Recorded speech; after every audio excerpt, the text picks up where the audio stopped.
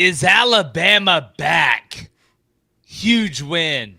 I don't know. Maybe if you picked them to win the national championship before the season, you'd be feeling good. I don't know if anybody else did. But 24-21 on the road in Athens, they're able to find a way. And Georgia had multiple chances in the second half in Alabama territory to take the lead. But Kane Wommack and that defense that so many people, David Cone, talked so much about. I mean, again, it's crazy to think where Florida State and Alabama fans were after week one and where they are right now after FSU loses to Virginia. Alabama goes on the road and beats Georgia. I mean, what are we supposed to think, David? What are we supposed to think? What are we supposed to think about the entire landscape of college football right now? But what a football game. And I told you guys when I was in Bryant-Denny a few weeks ago when they were just annihilating the Wisconsin Badgers that something felt different. There did feel like an optimism and a positivity that I really hadn't seen since the walls seemed to be caving in after that loss to Florida State. And again, I just want to reiterate, there was never any shame in losing on the road in Doak Campbell. When I fell in love with college football, Florida State was one of the greatest football programs in the country. That should be a tough place to play. It was never about just losing a game to Florida State. It was the way they looked and the way they did it, and there was quit in them, and you got players laughing as Florida State's taking a knee, and you got emotional support animals. Nothing seemed to be going right in year two after Nick Saban. They have refocused. Ty Simpson is delivering the football. He's lethal with it. Ball placement is great. They got Tim Keenan back and Jam Miller back. The injuries that they were suffering from, those are key football players that they had been missing, and then you saw them just utilizing all of their weapons on full display here in a road win in between the hedges against Kirby Smart. And now, I don't know. I mean, Blaine, what do you say? What are we supposed to think about the landscape of not just college football, but particularly the SEC right now? Well, it's one of those years where anybody at any given Saturday can beat anybody. Mm-hmm. I don't look at college football right now and can find that one team you point at and like they're the best in college football. The closest thing to me still, probably team-wise, would be Miami. But I will say this. It's amazing when you beat somebody like Georgia, how no one's going to give a rat's ass about you losing to Florida State. For sure. Mm-hmm. That's gone now. Yeah. It doesn't. No one's even thinking about it now. It's perfect now. The hype, well-deserved, I might say, well-deserved that Alabama and Ty Simpson is about to get. Ty Simpson played almost a perfect game. The dude's incredible, man. Almost an absolute. I thought Ryan Grubb called the best game he's called at Alabama. I don't care if they beat ULM by 1,000. They had great momentum. They had great rhythm on offense. I thought their defense, they had a couple busts here and there, but they were physical. They were flying around the field. And on the other side, if you're Georgia, it just goes back to the things we're not used to seeing with a Kirby Smart coach defense, especially between the tackles. Ty Simpson had all day in the pocket. Had all day, and we're so used to have Georgia having those 1 to 2 to 3 guys that get back there in a heartbeat. That's not who Georgia is this year, and it's really strange to see. I didn't think Gunnar Stockton played bad. Yeah. I didn't think so. I thought Georgia established a ground game, and you saw that. But Ty Simpson, when it mattered most, and Ryan Grubb stepped up and got it done. Well, I mean, my wife's an Alabama fan. She won't stop calling me after it just ended. You can hear it. I'm dealing with that you over say here that, too. Blaine, but like this, to me, if you're an Alabama fan, this win is not about Ryan Grubb or Ty Simpson. It's about Kane Wommack and the defense.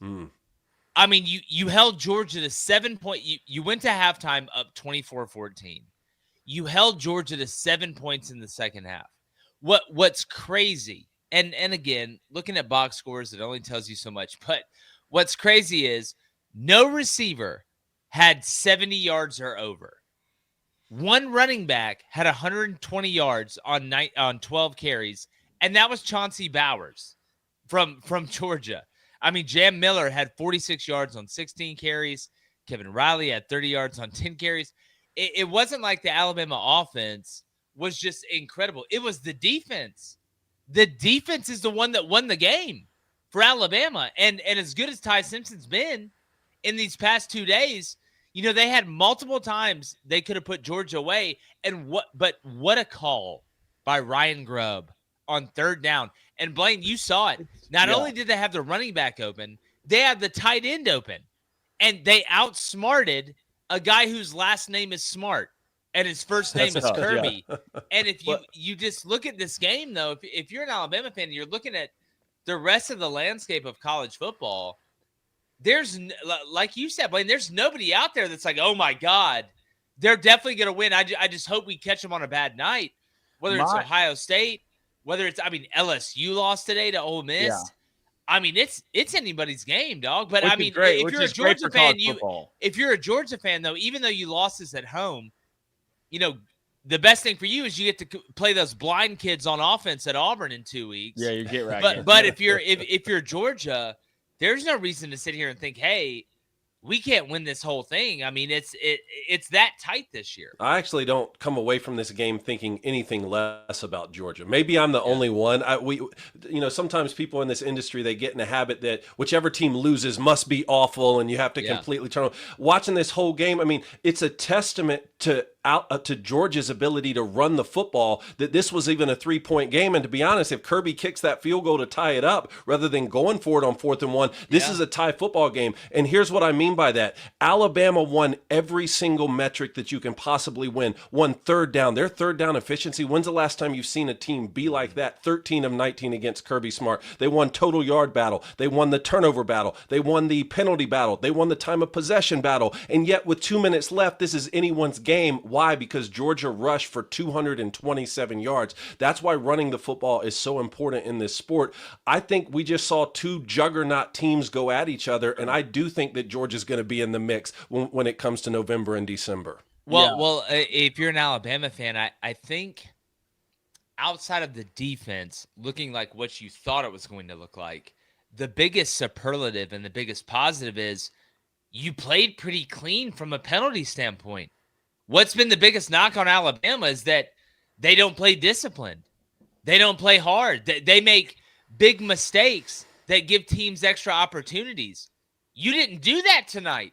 So what I think you saw was like double growth on the defensive side, and then on the discipline side, you were able to go on the road in a hostile environment, not get overwhelmed by penalties, face adversity, which what do we sit here and say? We're not going to know about Alabama until they face adversity against an opponent of equal or greater value. And that happened tonight, and they passed every single test. So if I'm an Alabama fan, it's like, I think we can even play better. We've obviously made some good changes within the multitude of weeks that we've had up to this game. Blaine, why could you not sit here and look and say, well, Alabama, you can make an argument, could be the best team in the country?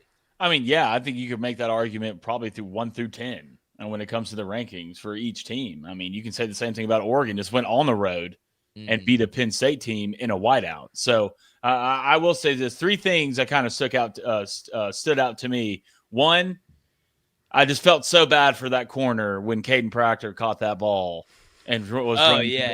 I thought he was about to run through the TV. I started moving back in the living room. Next thing I know, I found myself in the kitchen. And you want to talk about comfortability and you want to talk about poise? That drive for Alabama with 0 timeouts, went 8 plays, 75 yards in 1 minute and 34 seconds, and scored a touchdown before halftime at Georgia with that crowd. That's when I knew Ty Simpson was locked in. That's when I knew nothing could affect Ty Simpson, the way he was throwing the ball, going through the progressions. And the third thing, you want to talk about defensive adjustments, not only on the Alabama side, but on the Georgia side. Alabama didn't score a point in the second half, guys. Yeah. So if you're worried about what Kirby does or what Shane Wommack does, the adjustments in this game should get you excited, whether you're a Georgia fan or an Alabama fan. Well, David, I don't think Alabama turned the ball over. No, they didn't. No, it's 0. You're going to play like that with the personnel that you have and not be overwhelmed by penalties or put yourself behind the 8 ball from a penalty standpoint, and you're not going to turn the ball over, you're going to win. You know what that looks like? looks like a Nick Saban coach team. Mm-hmm. Because I'm not saying that they're as good as that, but how did Nick Saban beat you? Well, he out-recruited you, and then he out-disciplined you. Mm-hmm. And if you put those two things together, it's going to take returning a field goal for a touchdown as time expires to beat you. Like stuff like that. So, I mean, I'm sitting here looking at these two teams, and, we do our power rankings on Monday, our college football playoff rankings. Both of these teams have to be not only there, but up there, right?